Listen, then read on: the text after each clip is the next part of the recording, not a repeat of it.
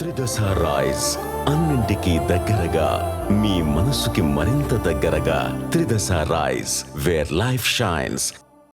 Social మీడియాలో చెలరేగిపోతున్నారా? ఇష్టం వచ్చినట్టు పోస్టులు కామెంట్లు చేస్తున్నారా? అయితే తస్మత్ జాగ్రత్త. ముఖ్యంగా డాలర్ డ్రీమ్స్ను చూసేవారికి ఇలాంటి అలవాటు ఉంటే మాత్రం ఇక మీరు అమెరికా కలలు కనడం మానేయండి. ఎందుకంటే ఇప్పుడు మీ సోషల్ మీడియా జాతకం చూసాకే మీ వీసాపై స్టాంప్ పడుతుంది. రీసెంట్గానే సోషల్ మీడియా అంటూ వీసాల ఇంటర్వ్యూలన్నింటినీ నిలిపివేసింది అగ్రరాజ్యం.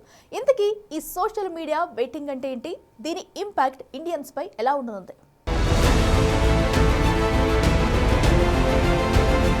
డాలర్ డ్రీమ్స్ కు బ్రేక్స్ వేస్తున్న సోషల్ మీడియా.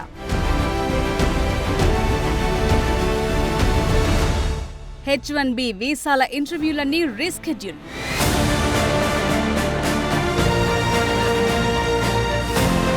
మార్చి వరకు ఆగాల్సిందేనంటున్న ఎంబసీలు. పోస్టులతో రెచ్చిపోయే వారిలో మొదలైన టెన్షన్. పొమ్మనలేక పొగబెట్టటం అనే విషయంలో అమెరికా అధ్యక్షుడు డొనాల్డ్ ట్రంప్ తరువాతే ఎవరైనా ఎందుకు ఈ మాట అనాల్సి వస్తుందంటే అగ్రరాజ్యం తీసుకున్న ఓ ఆకస్మిక నిర్ణయం. H1B వీసా ఇంటర్వ్యూలను ఉన్నట్టుండి వాయిదా వేసింది. అది కూడా ఒక రోజో 2 రోజులు కాదు, ఏకంగా నెలల పాటు. ఇప్పటికే అప్లై చేసుకున్న వారందరికీ మెయిల్స్ పంపి చావు కబురు చల్లగా చెప్పేసింది. వచ్చే ఏడాది మార్చి నుంచి మే మధ్య ఇంటర్వ్యూలను షెడ్యూల్ చేసింది. మీరు మాత్రం ఎట్టి పరిస్థితుల్లో నేరుగా కాన్సులేట్ల వద్దకు రావద్దని, వచ్చినా లోపలికి అనుమతించమని, మళ్లీ సమాచారం ఇస్తామని చెప్పింది ఇండియాలో ఉన్న యుఎస్ ఎంబసీ. H1B వీసాలు మాత్రమే కాదు, H4 వీసా కోసం అప్లై చేసుకున్న వారిది కూడా సేమ్ సిట్యుయేషన్. డిసెంబర్ 15న ఇంటర్వ్యూలు ఉన్నవారికి మార్చిలో, డిసెంబర్ 19న ఇంటర్వ్యూ ఉన్నవారికి ఏకంగా మే వరకు వాయిదా వేసినట్టు చెప్తోంది అమెరికా. వాయిదా వేశారు సరే, మరి ఎందుకు ఈ వాయిదా అంటే ఓ ఇంట్రెస్టింగ్ రీజన్ చెప్తున్నారు అధికారులు. అప్లై చేసుకున్న వారి వల్ల అమెరికాకు ఎలాంటి భద్రతా ముప్పు ఉండదని నిర్ధారించుకునేందుకే ఈ వాయిదా అంటున్నారు. సింపుల్ గా చెప్పాలంటే సోషల్ మీడియా వెట్టింగ్ అని చెప్పొచ్చు. మరి ఏంటి సోషల్ మీడియా వెట్టింగ్? వీసా కోసం అప్లై చేసుకున్న వారికి అనుమతి ఇవ్వొచ్చా లేదా అనే దాన్ని అంచనా వేయటానికి వారి ఆన్లైన్ యాక్టివిటీని, సోషల్ మీడియా అకౌంట్స్ ను చెక్ చేస్తారు. అది కూడా చాలా క్షుణ్ణంగా. గడచిన 5 ఏళ్లలో ఏమేం పోస్టులు చేశారు, ఏమేం కామెంట్స్ చేశారు అనేది చెక్ చేస్తారు. డొనాల్డ్ ట్రంప్ ప్రభుత్వ యంత్రాంగం సోషల్ మీడియా స్క్రీనింగ్ ను విస్తృతం చేయడంతో పాటు H1B వీసా దరఖాస్తు చేసుకునే వారి లింక్డ్ఇన్ పేజ్లు, రెజ్యూమ్లను రివ్యూ చేయాలని ఇప్పటికే కాన్సులేట్లకు ఆదేశాలు జారీ చేసింది.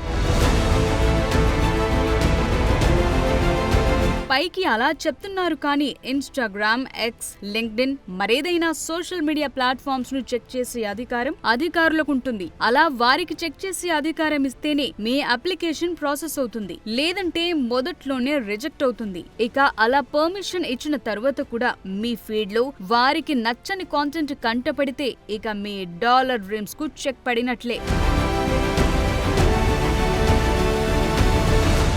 వివాదాస్పద పోస్టులు, కామెంట్లు, పొలిటికల్ కామెంట్స్ ఇలా అన్నిటినీ జల్లెడ పట్టేస్తారు అమెరికా కాన్సులేట్ అధికారులు. ఇప్పటికీ తమ సోషల్ మీడియా అకౌంట్స్ ప్రొఫైల్స్ ని రివ్యూ చేసుకోవాలని, పొలిటికల్ మీమ్స్ ని షేర్ చేయొద్దు, వీసా అప్లికేషన్స్ లో తమ ప్రొఫెషనల్ ఈమెయిల్స్ ని ఉపయోగించాలంటూ కంపెనీలు ఇండియన్ ఎంప్లాయీస్ కు చెప్తున్నాయి. సో ఇకపై చాలా జాగ్రత్తగా ఉండాల్సిందే ఉద్యోగులు. మామూలుగానే మన ఇండియన్స్ ఫ్రీడమ్ ఆఫ్ స్పీచ్ ను చాలా బాగా వాడతారు. ఎదుటి వారి మనోభావాలను అస్సలు పట్టించుకోకుండా కామెంట్లతో రెచ్చిపోతుంటారు. ఇక పొలిటికల్ పార్టీల విషయానికొస్తే అది తప్ప ఒప్ప అనేది పక్కన పెట్టి మరి నచ్చిన పార్టీ కోసం ఎంతకైనా తెగించి పోస్టులు పెట్టడం, అసభ్యకరంగా కామెంట్ల వర్షం కురిపించడం అనేది చాలా కామన్. ఇందులో తెలుగు రాష్ట్రాలకు చెందిన వారు ఒకాకు ఎక్కువే చదివారు. అందులో ఏపీకి చెందిన వారైతే ఇక చెప్పనక్కర్లేదు. అంబాజీపేట నుంచి అమెరికా వరకు తమ పొలిటికల్ ఒపీనియన్స్ ను రుద్దేస్తూ ఉంటారు. మరిప్పుడు వీరందరి పరిస్థితి ఏంటనేది అస్సలు అర్థం కాని విషయం.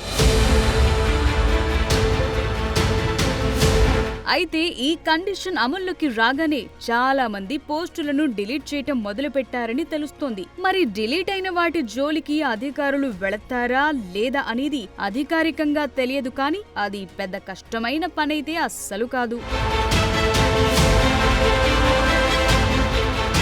మొత్తానికైతే ట్రంప్ అడ్మినిస్ట్రేషన్ పుణ్యమా అని ఇప్పుడు డాలర్ కలలు కనేవారికి నిద్ర కరువైందనే చెప్పాలి. H-1B కొత్త వీసాల ఇంటర్వ్యూలతో పాటు రెన్యువల్ చేసుకునే వారికి కూడా ఇవే నిబంధనలు వర్తిస్తుండటంతో అమెరికాలో ఉండటమా, తట్టాబుట్టా సర్దుకుని రావటమా అనేది అర్థం కాని విషయం. ఒకసారి H-1B వీసా ఫీజులు పెంచారు, మరోసారి నిబంధనలు కఠినతరం చేశారు. ఒకసారి పొమ్మంటారు, మరోసారి మీరు లేకపోతే ఇక్కడ చాలా కష్టమంటారు. ఇంతకీ ట్రంప్ ఎంట్రీ తర్వాత అగ్రరాజ్యం ఇలా వలసలపై ఎందుకీ చర్యలు తీసుకుంటుంది? అసలు ట్రంప్ లక్ష్యం ఏంటి? ఈ సోషల్ మీడియా వెట్టింగ్ జస్ట్ ఒక చర్య మాత్రమే. ముందు ముందు మరింత సినిమా చూపించబోతున్నారా?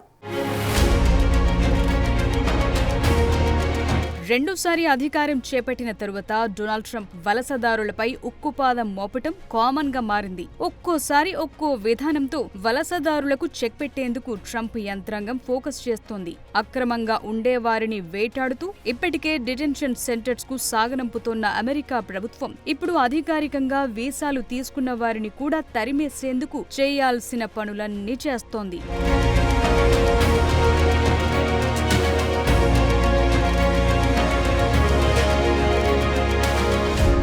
ఈ ఏడాది జనవరి నుంచి ఇప్పటి వరకు ఏకంగా 85,000 వీసాలను రద్దు చేసింది ట్రంప్ యంత్రాంగం. ఇది అఫీషియల్ గా స్టేట్ డిపార్ట్మెంట్ చేసిన అనౌన్స్మెంట్. ఇందులో 8,000 మంది స్టూడెంట్స్ ఉన్నారు. డ్రంక్ అండ్ డ్రైవ్, చోరీ లాంటి సాకులను చూపిస్తూ వారి వీసాలను రద్దు చేసి డిపోర్ట్ చేశారు. చిన్న చిన్న తప్పులు చేసి పట్టుబడితే చాలు ఏకంగా వీసాలను రద్దు చేస్తూ సాగనంపేస్తున్నారు.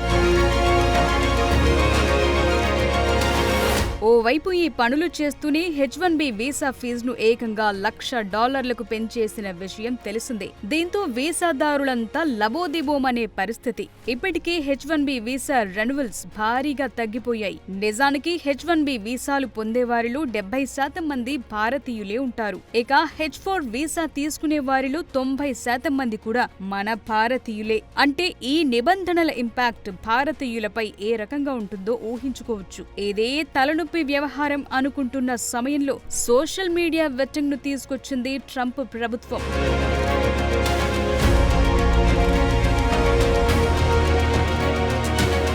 అమెరికా ఫస్ట్ అనేది ట్రంప్ పాలసీ. ఈ విషయాన్ని ఆయన ఎప్పుడూ దాచుకోలేదు. అమెరికన్ల తరువాతే ఎవరైనా, అమెరికా తరువాతే ఏ దేశమైనా అనేది ట్రంప్ పాలసీ. నిజానికి దీనికి కాస్త కారణం కూడా మనమే. ఎందుకంటే మామూలుగా అమెరికాలో చదువుకునేందుకు వెళ్లే భారతీయులు తిరిగొచ్చేందుకు అంత ఆసక్తి చూపించరు. అక్కడే ఉద్యోగం సంపాదించి అక్కడే సెటిల్ అయిపోవాలని చూస్తారు. అందుకే అమెరికా టెక్ కంపెనీలో భారతీయులదే హవా. ఇదే ఇప్పుడు చాలా మంది లోకల్ అమెరికన్లకు అస్సలు నచ్చటం లేదు.